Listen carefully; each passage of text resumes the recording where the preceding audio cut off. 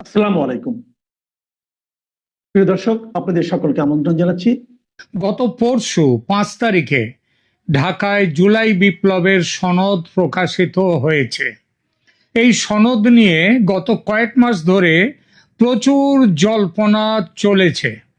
এমন সন্দেহ অনেক মহল থেকে উঠছিল যে এই সনদ দেশের বর্তমান সংবিধানকে সরিয়ে তার জায়গা নেবে। এসব সন্দেহ যে একেবারে ভিত্তিহীন সেটা নয়। ছাত্র জনতাদের যে মুষ্টিমেয় অংশ এখনো কিংস পার্টিতে আছে, সেখানে নেতাগিরি করছেন, তারা এমন একটা ভাব দেখাচ্ছিলেন যেন এই জুলাই সনদ এসে দেশের সরকারের খোল নলচে সব একেবারে পাল্টে দেবে। রাষ্ট্রপতির বিদায় হবে, নতুন রাষ্ট্রপতি হবে, আর উপদেষ্টা পদ থাকবে না, তার জায়গায় বিপ্লবী সরকার প্রতিষ্ঠিত হবে, ইত্যাদি ইত্যাদি। সেই সনদ প্রচুর তামঝাম করে প্রসব হওয়ার পরে দেখা গেল খোদা পাহাড় নিকলা চুহা, পর্বতের মুশিক প্রসব। বিশদ আলোচনায় তাই যাব না ওই সনদ নিয়ে। এই সনদ প্রকাশের পর আওয়ামী লীগের এক কর্তাকে ফোন লাগালাম, বললাম বিএনপি জামাত এনসিপি 3 দল মিলে ইউনূসের সঙ্গে খুব তো গলা জড়াজড়ি করে এই সনদ বের করলো। পুরো সনদ জুড়ে শুধু ওই কিংস পার্টি বা এনসিপি বা দেশের কি হবে সেটা কথা নয়, পুরো সনদ জুড়ে শুধু আওয়ামী লীগকে গালাগালি দেয়া হয়েছে। তো এই পরিস্থিতিতে দেশবাসীর উদ্দেশ্যে আপনারা কি পার্টির পক্ষ থেকে কিছু বলবেন না? মানুষ কিন্তু হাপিত্তেশ করে বসে আছে আপনাদের কথা শুনবে বলে। উনি বললেন কলকাতায় থাকা নেতারা বৈঠকে বসছেন। সেই বৈঠকটা গতকাল হয়েছে সেই বৈঠকটা, সেখানে সমস্ত বিষয় নিয়ে তিনি জানালেন সমস্ত বিষয় নিয়ে আলোচনা হবে। দিল্লি থেকে শেখ হাসিনার নির্দেশ এসেছে। তো এই বৈঠকটা হওয়ার কথা 6 তারিখ সন্ধেবেলায় বৈঠকটি হওয়ার কথা। বৈঠকের খবর আমি পাইনি, কারণ একটা ব্যাপার ঘটে গেছে ইতিমধ্যে। একদিকে এই কথা, আবার একদিকে 5 তারিখের সন্ধ্যায় ফোন পেলাম ভারতীয় জনতা পার্টির বিজেপির পশ্চিমবঙ্গ রাজ্য শাখার ডিপার্টমেন্ট অফ ফরেন অ্যাফেয়ার্সের বিভাগের ভারপ্রাপ্ত অনুজ প্রতিম শ্রী রজত ভরদ্বাজ মুখার্জির কাছ থেকে। ইনি শেখ হাসিনার সঙ্গে নিয়মিত যোগাযোগ রাখেন বলে জানি। গত সপ্তাহে তিনি কথা বলেছেন হাসিনাজির সঙ্গে। কি কথা হয়েছে সেটা আমাকে জানিয়েছেন। বলেছেন তিনি তৈরি হয়ে আছেন দেশে ফেরার জন্য, তবে ভারত সরকার বলছে আর একটুখানি অপেক্ষা করার জন্যে। খুব বেশি অপেক্ষা নয়, একটুখানি অপেক্ষা। আওয়ামী লীগের এক নেতার সঙ্গে কথা, তারপর বিজেপির বিদেশ বিভাগ দেখেন এমন নেতার আমাকে নিজে থেকে ফোন করা। আজ কলকাতায় নেতাদের বসা, মানে গতকাল বসে গেছেন তারা, তার খবরটা এখনো আমি পাইনি। তো নেতাদের বসা, এই সব মিলে কিছু হলো কিনা জানি না, হঠাৎই একটা অদ্ভুত কাণ্ড ঘটল। আমার হোয়াটসঅ্যাপ অ্যাকাউন্টে এসে হাজির হলো একটি বড় সড়ো বার্তা। যে নম্বর থেকে এসেছে নম্বরটা অচেনা নম্বর, কার নম্বর জানি না, কিংবা এটা সম্ভবত কোনো কি বলবো জানা না জানাবার জন্যই নম্বরটা রাখা। সম্ভবত আওয়ামী লীগের কোনো একটি কার্যালয় থেকেও কেউ পাঠাতে পারেন এটি, অথবা অন্য যে কেউ পাঠাতে পারেন। আলাদা একটি মেসেজে লেখা, একটা মেসেজে বার্তা, আরেকটি মেসেজে আরেকটি ছোট্ট করে একটি লেখা যে এটি একটি ড্রাফট মেসেজ, চূড়ান্ত করার প্রস্তুতি চূড়ান্ত করবেন মাননীয় নেত্রী শেখ হাসিনাজি। আপনার চ্যানেল ক্যালকাটা ডায়ালগসের বিপুল জনপ্রিয়তা বাংলাদেশে, তাই পাঠালাম। দয়া করে এই বার্তাটি নিয়ে একটি প্রতিবেদন করলে বাধিত হব, এবং এই প্রতিবেদন দেখার পর বাংলাদেশ থেকে যারা এই বিষয়ে তাদের নিজস্ব কোনো মতামত দিতে চান এখানে যোগ করার ব্যাপারে, তাহলে সেটা পাওয়া যাবে। আমার মনে হয় সেইটাই ছিল উদ্দেশ্য। তো সে নয় করলাম, প্রচার নয় প্রতিবেদন করলাম। তবে একটা ডিসক্লেমার দিয়ে রাখছি প্রথমেই, এই বার্তা আমি আওয়ামী লীগের পক্ষ থেকে অফিসিয়ালি কারো কাছ থেকে পাইনি। কে পাঠিয়েছেন আমি সেটা জানি না। বার্তায় লেখা আছে, দাঁড়ান পড়ছি বার্তার শিরোনামটা কি। আওয়ামী লীগের পক্ষ থেকে বাংলাদেশের জনগণের কাছে আবেদন। প্রিয় দেশবাসী, আমাদের জাতির ইতিহাসের এক গুরুত্বপূর্ণ মুহূর্তে আওয়ামী লীগ আপনাদের উদ্দেশ্যে এই আহ্বান জানাচ্ছে। লক্ষ লক্ষ মানুষের রক্ত ত্যাগের বিনিময়ে মুক্ত হওয়া প্রিয় ভূমি এখন গণতন্ত্র ও স্বৈরাচারের সন্ধিক্ষণে দাঁড়িয়ে আছে। এক ভয়াবহ ষড়যন্ত্র এবং ক্রমবর্ধমান অন্যায়ের মুখোমুখি আমাদের ঐক্যবদ্ধ হতে হবে। শেখ হাসিনা, যিনি 15 বছরের অগ্রগতি ও স্থিতিশীলতার মধ্য দিয়ে বাংলাদেশকে নেতৃত্ব দিয়েছিলেন, তাকে জনগণের ইচ্ছায় নয় বরং একটি পরিকল্পিত চক্রান্তের মাধ্যমে ক্ষমতাচ্যুত করা হয়েছিল।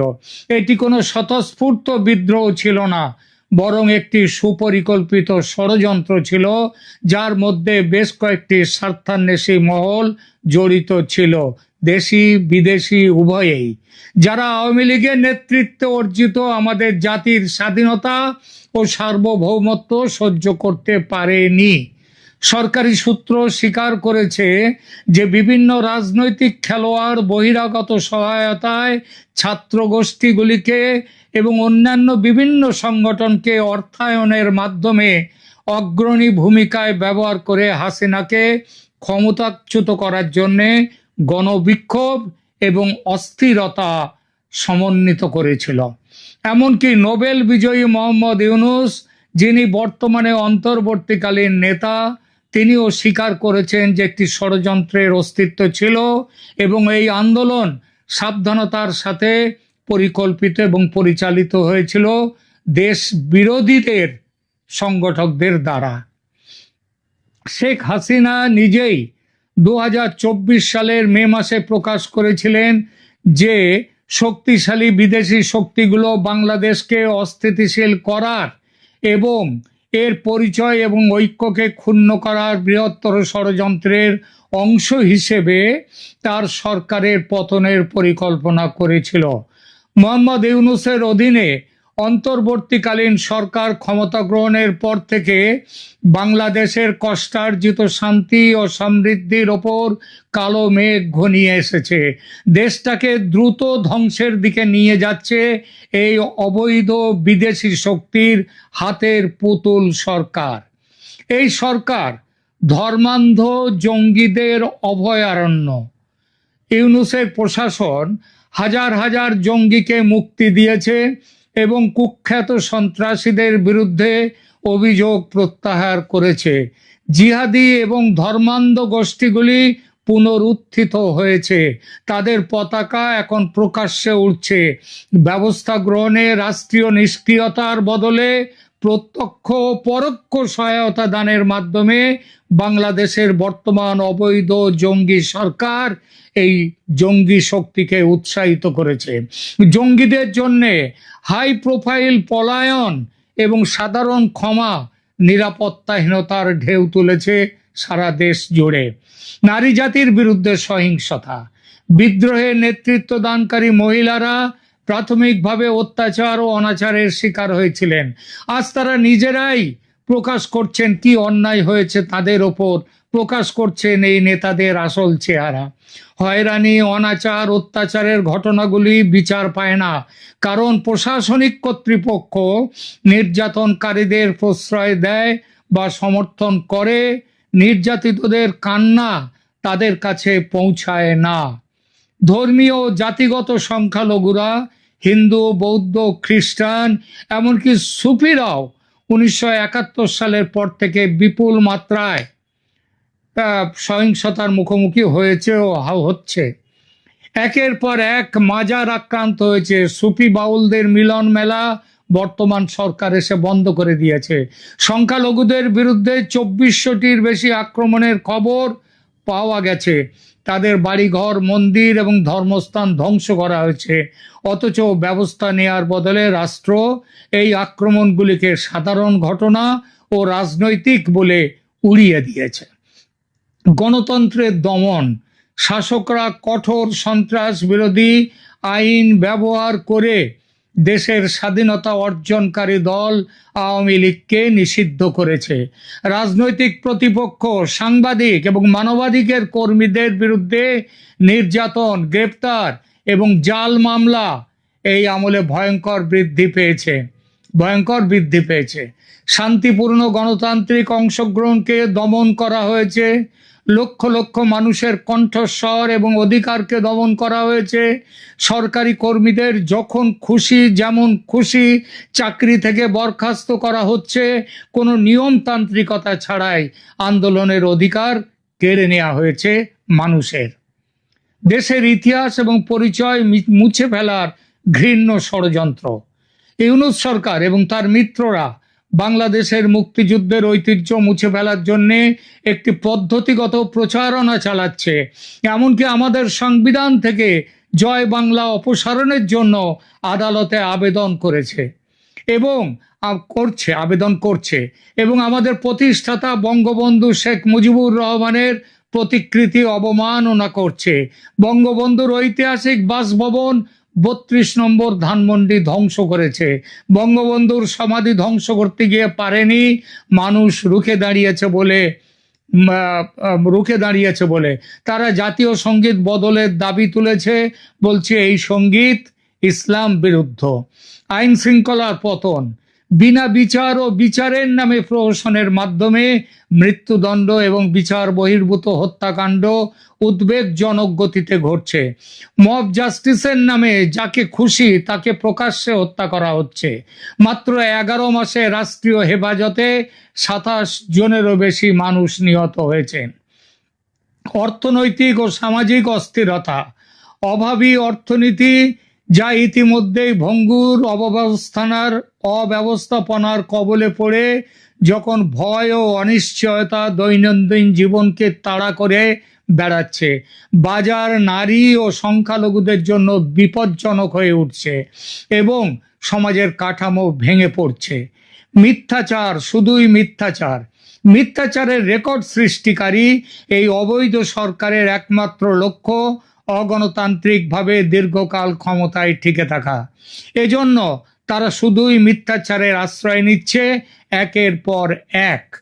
মাত্র 11 মাসেই দুর্নীতির ঘুঘুর বাসা।